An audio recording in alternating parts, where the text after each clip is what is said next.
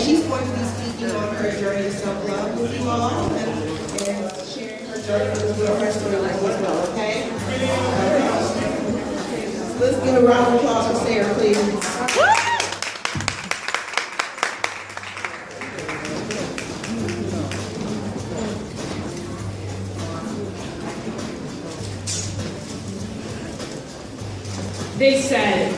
They said being skinny, I'd be picture perfect. They said having money would leave me feeling satisfied. Power would make me invincible. A plethora of friends would make me important. They said having a man would make me happy and complete me. Turns out, they were wrong. I got the man before I loved me. He abused me and stripped me of all of me. He pushed away all of my support and he left me abandoned and alone. As I took my wedding rings off for the final time, I looked up, way up, and I was given hope. I was given strength, compassion for myself, a drive to push me forward. I started using muscles I didn't know I had, my backbone muscles. I started working them out and I got stronger and stronger. I didn't get through this to sit down and keep my mouth shut, but to stand up here today to tell you your worth, your value, that you are beautiful, just the way that you are. He's given me a new wardrobe. He's made me a woman clothed with strength and dignity. I take on the future with zeal and no fear. He's risen me up from the ashes and made me into something beautiful, given me a crown of beauty for my ashes.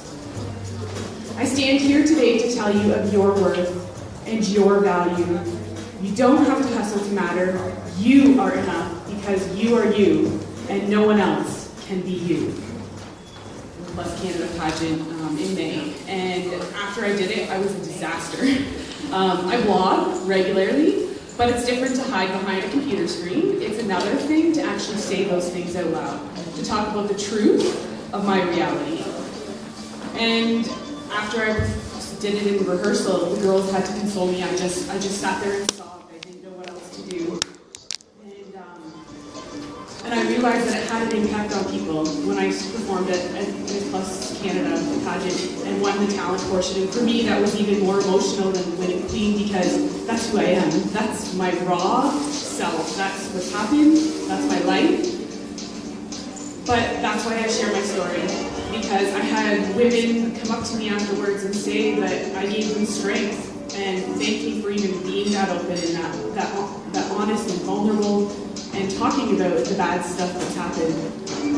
It hasn't been an easy road. I grew up as a pastor's kid.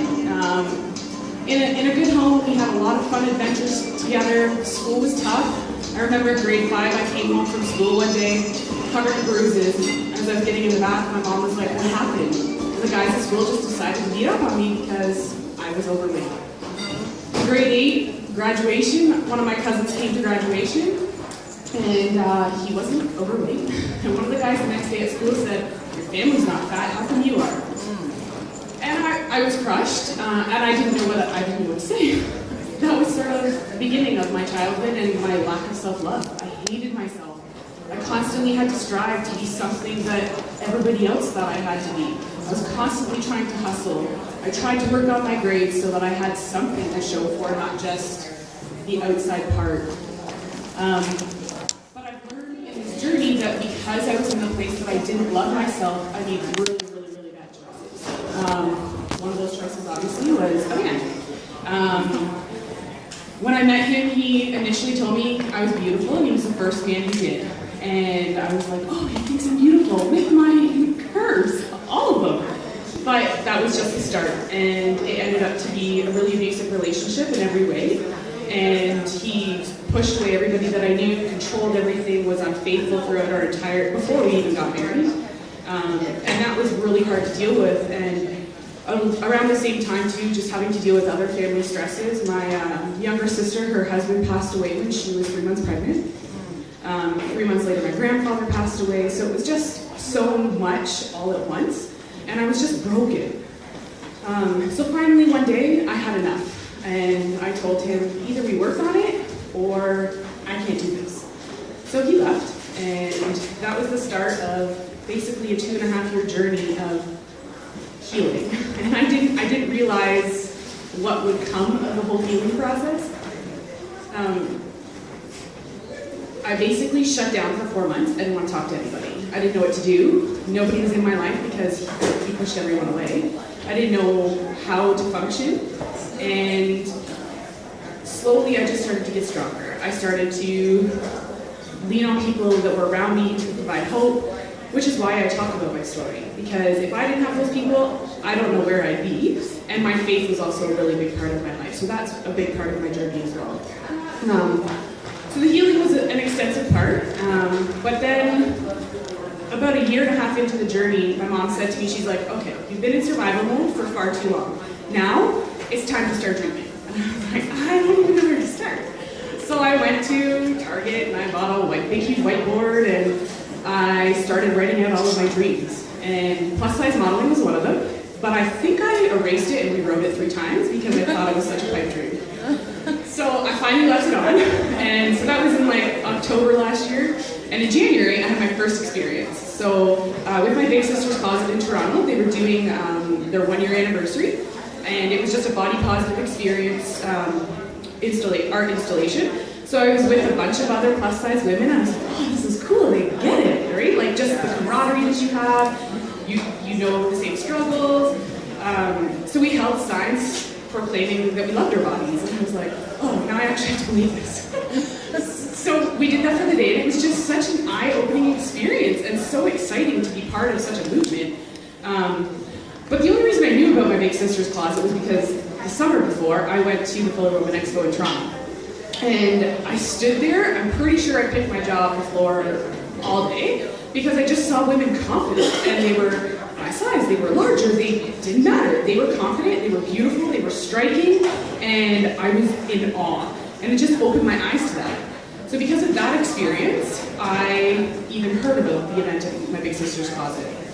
The next step was I saw they were asking for people to do auditions when they auditioned for Dragon's Den. So I went, and with about 20 other plus size women, we went to the audition, and I wore something I never thought I'd wear, really hugging my curves, stepping outside my box again, and but it was just neat to be with women who really understood it and had the same struggle, and it was just, I can't even describe the feelings that went through me that day. Even though it wasn't something that was a paid modeling thing, it was just like, oh yeah, my feet wet, preparing me for what was to come.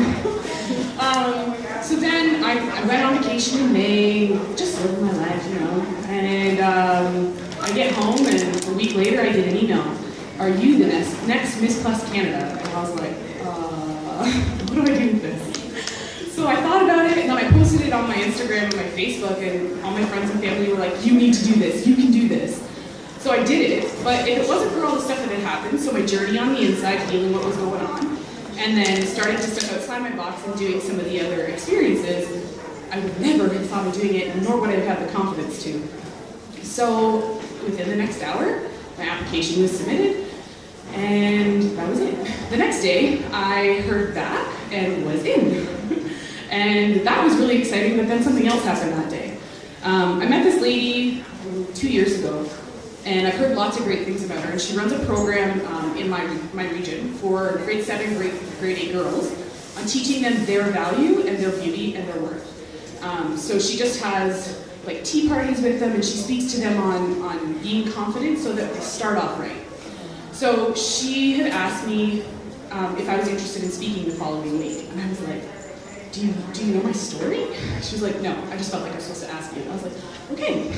So I told her my story, and it meshed well, and the following week I ended up speaking to these girls, and just girls crying beside me, the fact that like, they've experienced what I experienced growing up, and now I'm okay. And giving hope to these girls and seeing them leave smiling was just such an impact on me and them. So to have both of these things happen in the same week was just unreal. And it was interesting because that week too, I was really struggling on what next with my life. Where am I supposed to go? God, give me some purpose. Give me some vision. Where am I supposed to go? I give it all to you. So to have these two things like happen like this when I surrendered all was just such a cool experience, and I knew that I was supposed to walk to where I was supposed to walk. Did that mean that my friends? So it wasn't necessarily easy, but I knew that this is what I was supposed to do. So going into it, I also had a lot of people say, "Well, you've never modeled, you don't know how to runway walk." I actually walked into a store and a girl had been in a pageant. She's like, "So do you have your model walk down? Do you have this?" And I was like, "Whoa, whoa, whoa! What did I get myself into?" Like, I have no idea what you're talking about. You're talking another language. And I was just like, did I really just sign up to do this? But I knew that I knew. So I continued onwards, despite what people thought. I have tattoos. Models don't have tattoos.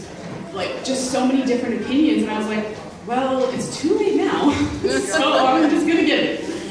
So I did, and that night was just unreal. It seems like a blur still, and I just did my thing, had no expectation of winning. I actually started planning my life for not winning, and I was like, I'm gonna do this in July, this in August, and that didn't happen. So it was really cool because, again, sharing the talent portion that's my life. That's my heartbeat, and my heartbeat is to help other young women learn before I had to learn, and not have to go through the same sort of thing. So about a year and a half ago, started volunteering at a maternity home in Ajax. So she takes in pregnant homeless girls into her own home. She actually raised her 4 daughters as a single mother in the home. So it's a home where they come while they're pregnant, but then until the baby's at least 6 months, sometimes longer, depending on their journeys. And it's been a cool experience because I started to help with fundraising, because that's what I do for a living. I work for a software company that does fundraising for nonprofits around the world. So I was like, oh, I can use my business skills to help. But then I started meeting the girls and spending time with them, and then I became a leader in our group counseling nights. And I thought I was going to be helping them, but it started to help me. We were working on a book called The Wounded Heart, which is all about abuse in many forms. So coming to the knowledge of, oh great, that did happen, I have to deal with it. So being able to deal with it with the girls too is also this neat experience. So they saw that I was real, and that I'm still alive, and I'm thriving, and that they can do it. Whatever they put their minds to, they can do it. So that's where I spend most of my time when I'm not at work, or doing pageant stuff. And it's like a second home, and it's really, I'm so honored to have this opportunity to be able to speak into their lives. So many of the girls come in, prostitution, they've lived on the streets most of their lives, sexual abuse, substance abuse, just like you name it, one of the girls has been through it.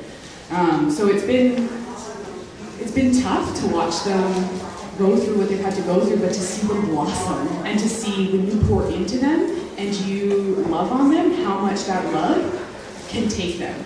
It's not just getting through life, it's not just about surviving. And as I was preparing to speak today, it really came to me that when you are broken, and when you aren't healed, and you don't love yourself, you really do make decisions you wouldn't make if you were. So my challenge to women is make sure you dig deep, and deal with the stuff that feels so dark, because it can be scary at first, not gonna lie, but it's so worth it, because if it wasn't for that, I wouldn't be standing here, and I don't know where I would be, and if I didn't have people guiding me along the way either, I wouldn't be here. And so to be able to have that opportunity to speak into other women's lives and young girls, I'm so grateful for that.